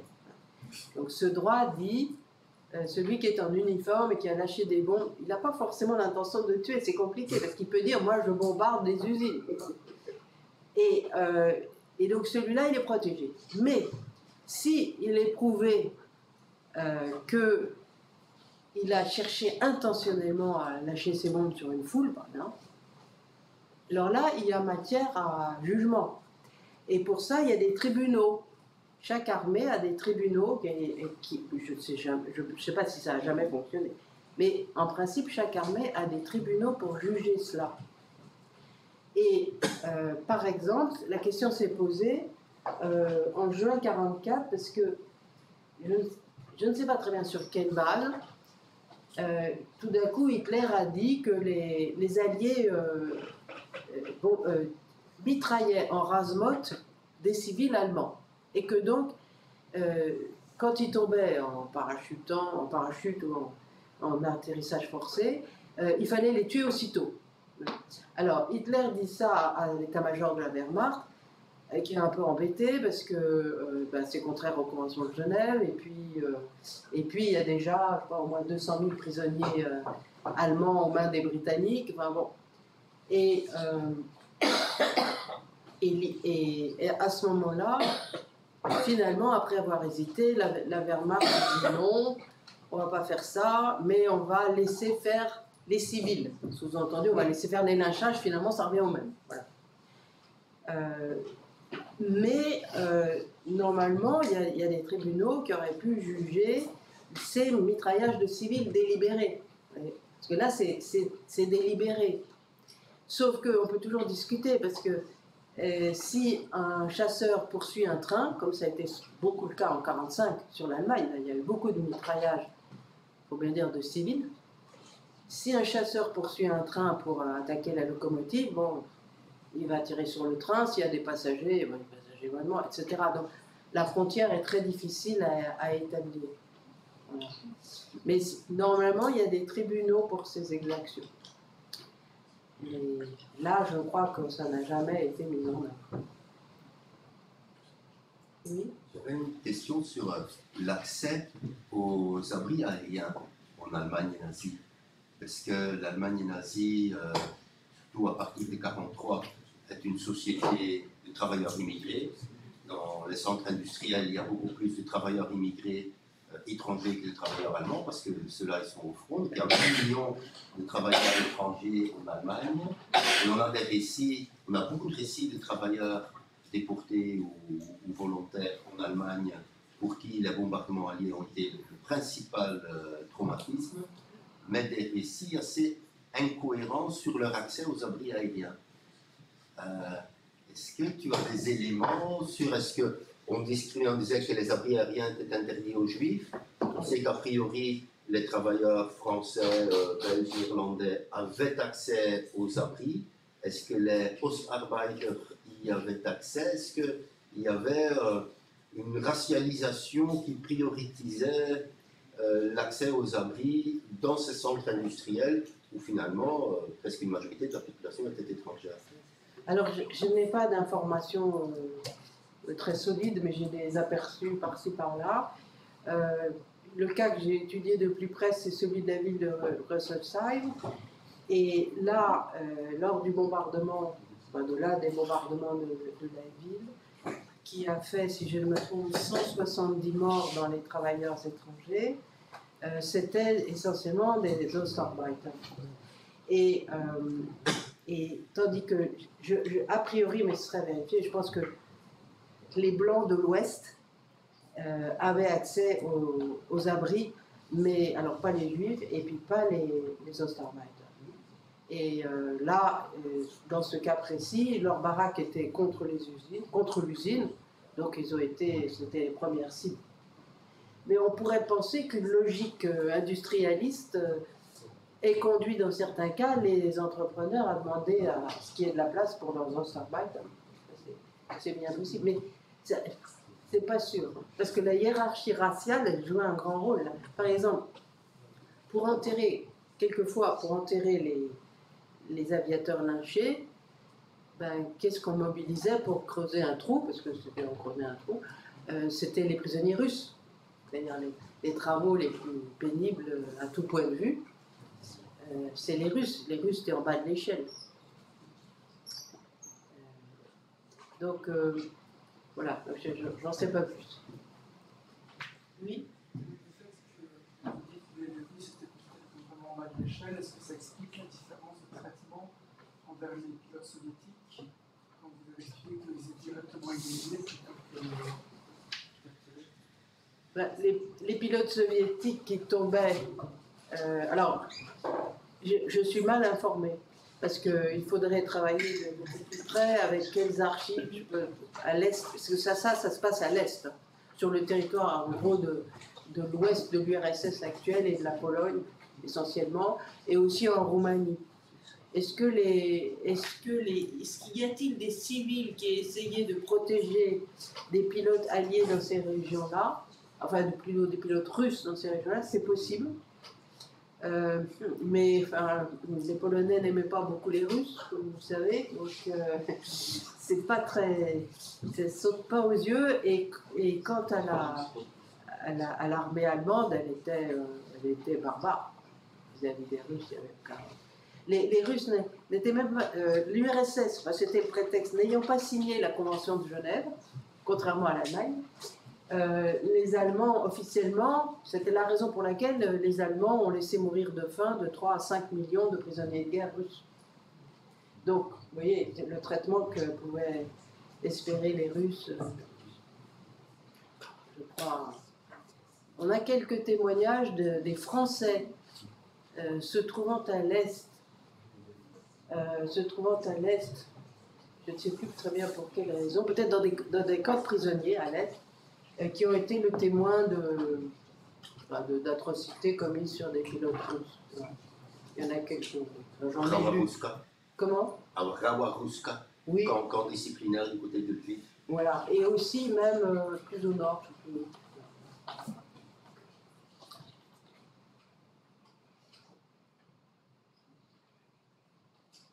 D'autres questions?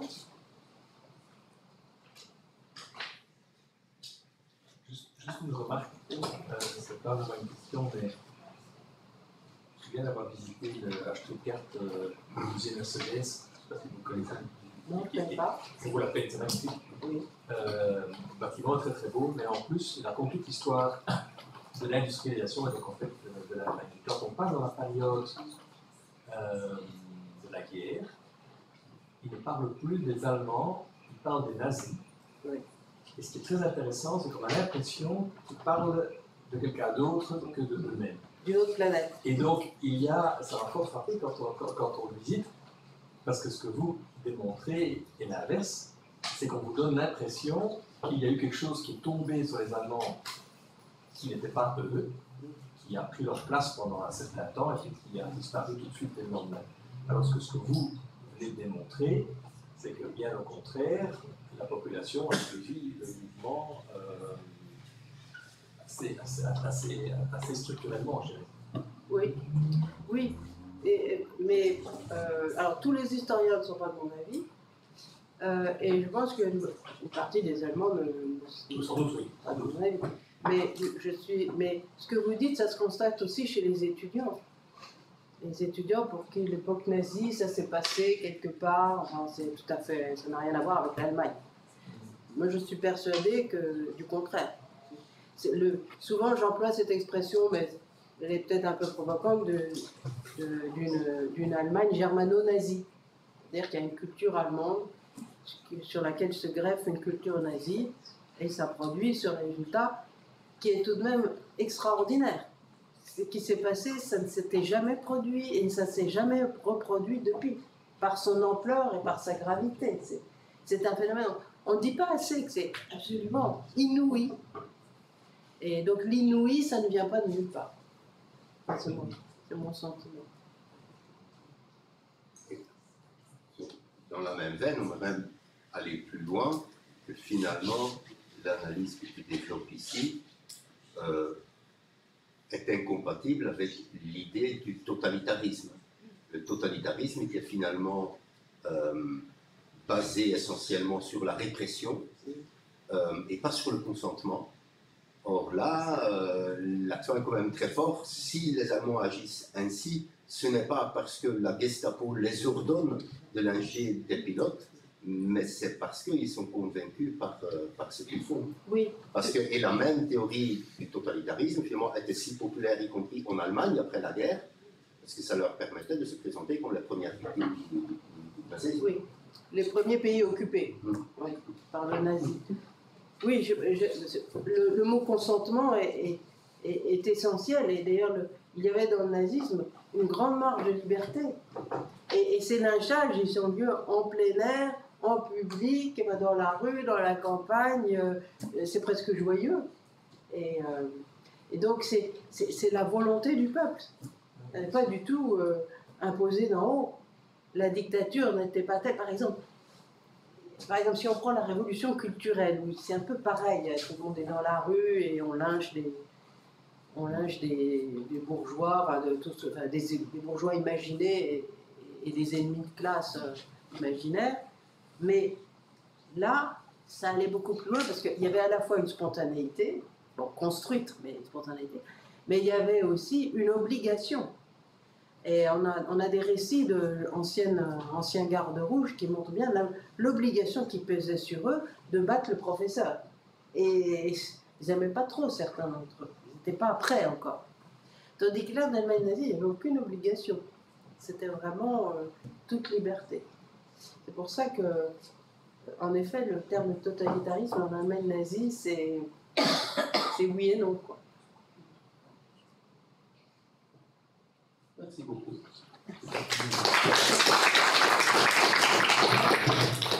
Donc la dernière conférence la semaine prochaine, à nouveau jeudi 18h dans le Maghreb.